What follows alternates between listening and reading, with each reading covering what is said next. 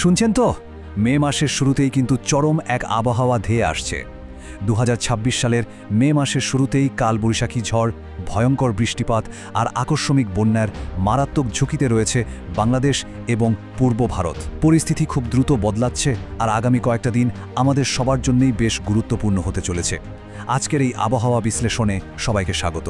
আজ আমরা এই চরম আবহাওয়ার একটা সার্বিক চিত্র তুলে ধরব আর জানব ঠিক কোন কোন অঞ্চল সবচেয়ে বেশি বিপদের মুখে রয়েছে। আজকের এই বিশ্লেষণে আমরা মূলত 5টি বিষয় নিয়ে কথা বলবো। 1. জরুরি কালবৈশাখী সতর্কতা। 2. আগামী 48 ঘন্টার পূর্বাভাস। 3. চরম বৃষ্টিপাতের রেড অ্যালার্ট। 4.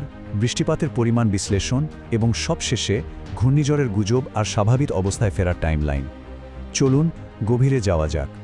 1 নম্বর, জরুরি কালবৈশাখী সতর্কতা এবং আমাদের তাৎক্ষণিক ঝুঁকি। কালবৈশাখী মানেই তো হঠাৎ ধেয়ে আসা তীব্র এক উত্তর পশ্চিমের ঝড়, তাই না? একদম মুহূর্তের মধ্যে চারপাশ কালো করে প্রবল দমকা হাওয়া শুরু হয়ে যায়, সাথে থাকে ভয়ঙ্কর বজ্রপাত আর ভারী বৃষ্টি।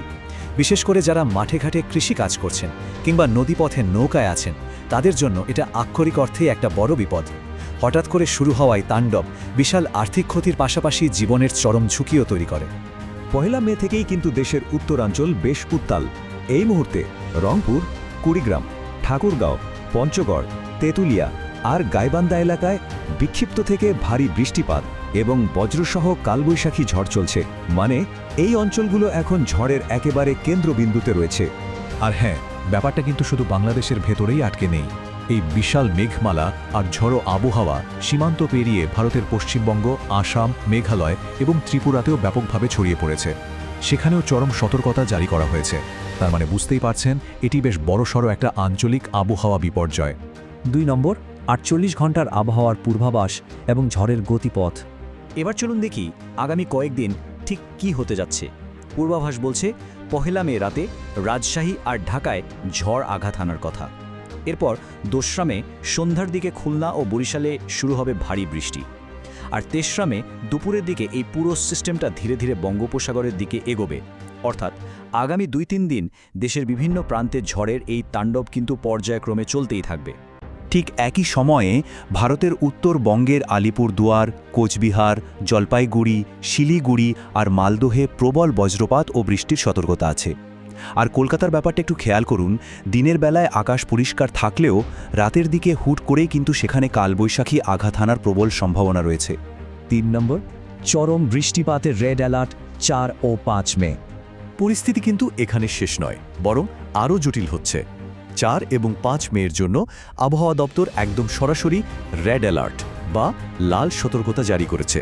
ঢাকা, খুলনা, রাজশাহী, বরিশাল আর চট্টগ্রাম এই বিস্তীর্ণ এলাকা জুড়ে চরম মাত্রার অতি ভারী বৃষ্টিপাত হবে। আবহাওয়া বিজ্ঞানের ভাষায় রেড অ্যালার্ট মানে বুঝতেই পারছেন, বিপদ একেবারে দোরগোড়ায়। দেশের এত বড় একটা এলাকা জুড়ে এমন সতর্কতা কিন্তু আসলেই বেশ উদ্বেগজনক। আর সবচেয়ে চিন্তার জায়গা হলো এই টানা বৃষ্টির কারণে ময়মনসিংহ আর সিলেট বিভাগের নিচু এলাকাগুলো। পাহাড়ি ঢল আর বৃষ্টির পানি একসাথে মিলে সুনামগঞ্জ, জৈন্তাপুর আর কানাইঘাটের মতো এলাকাগুলোতে হঠাৎ করেই ফ্ল্যাশ ফ্লাড বা আকস্মিক বন্যা দেখা দিতে পারে। এটা মানুষের স্বাভাবিক জীবনযাত্রা একদম থমকে দিতে পারে। 4 নম্বর, বৃষ্টিপাতের পরিমাণ বিশ্লেষণ। চলুন ডেটাগুলো একটু ঘেঁটে দেখি। 150 মিলিমিটার আগামী 10 দিনে দেশের বিভিন্ন জায়গায় সর্বোচ্চ ঠিক এই পরিমাণ বৃষ্টি হতে পারে বলে পূর্বাভাস রয়েছে। ব্যাপারটা একটু কল্পনা করুন তো, প্রায় আধা ফুট উচ্চতার পানি এক নাগারে আকাশ থেকে পড়বে। এই বিপুল পরিমাণ পানি যখন একসাথে পড়বে, তখন শহরের ড্রেন থেকে শুরু করে গ্রামের খাল বিল সবখানেই কিন্তু মারাত্মক জলাবদ্ধতা তৈরি হওয়ার বড় একটা ঝুঁকি থেকে যায়। পরিসংখ্যানগুলো খুব চমৎকারভাবে বুঝিয়ে দিচ্ছে কিভাবে পানি জমতে থাকবে। আগামী 72 ঘন্টার মধ্যে হয়তো 50 থেকে 100 মিলিমিটার বৃষ্টি হবে। পরবর্তী 5 দিনে সেটা 100 মিলিমিটার ছুঁতে পারে, আর 10 দিনের মাথায় গিয়ে ঠেকতে পারে সেই 150 মিলিমিটারে। অর্থাৎ পানি কমার খুব একটা লক্ষণ নেই, বরং ধাপে ধাপে এটা আরও বিপজ্জনক হয়ে উঠবে। 5 নম্বর, ঘূর্ণিঝড়ের গুজব এবং স্বাভাবিক অবস্থায় ফেরা। আবহাওয়া খারাপ হলে গুজব তো ছড়াবেই, তাই না? অনেকেই হয়তো সোশ্যাল মিডিয়ায় দেখছেন যে ধ্বংসাত্মক এক ঘূর্ণিঝড় ধেয়ে আসছে, কিন্তু বিশ্বাস করুন, এটা পুরোপুরি ভিত্তিহীন। আবহাওয়া দপ্তরের স্পষ্ট তথ্য বলছে আগামী 5 থেকে 10 দিনে বঙ্গোপসাগরে কোনো ঘূর্ণিঝড় তৈরি হওয়ার ছিটে ফোটাও সম্ভাবনা নেই। উত্তরের সাগর কিছুটা উত্তাল থাকায় শুধু 3 নম্বর স্থানীয় সতর্ক সংকেত দেখানো হচ্ছে, ব্যাস এতটুকুই। তাই গুজবে একদম কান দেবেন না।